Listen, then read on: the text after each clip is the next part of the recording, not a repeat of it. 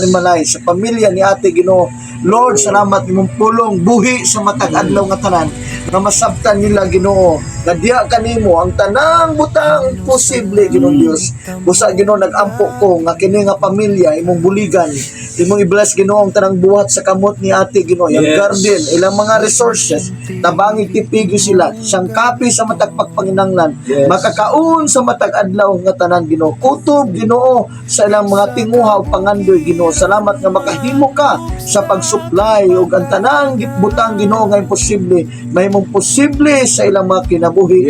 Lord, nagampo kami may lawas kanunay in the mighty name of Jesus. Amen. Walay mga aksidenteng mahitabo Ginoo. Walay balatian mo takboy sa mga lawas. Amo ning gibadlong karong orasa in the mighty name of Jesus. Tanang klaseng balatian di makahimo sa ilang mga lawas Ginoo. Isog na lawas, malinawon nga panimalay, gugma Ginoo kanunay mo'y mag-operate sa ilang mga kinabuhi matag adlaw. Salamat o Dios among pilusog karon. Salamat sa ilang pagdawat kanamo. Ingon man si mong pulong nagaingon ikaw si bisan kinsa nga midawat kanimo nagdawat usab sa amahan. Busa Lord ning orasa ikaw Ginoo mo'y hari sa ilang kinabuhi. Ikaw ang Dios niini nga panimalay gikan karon hangtod sa imong pagbalik. Salamat kay Ginoong Dios andun sa sunod higayon na makapadayon kami bisan si Ate Ginoo makauban sad namo sa pag-fellowship aron nga labaw sa tanan malig-on kami spiritually sa among pagpangalagad diha kanimo.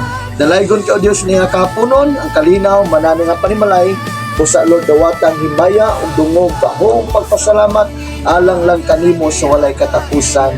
In Jesus Christ name we pray. Amen. Salamat kay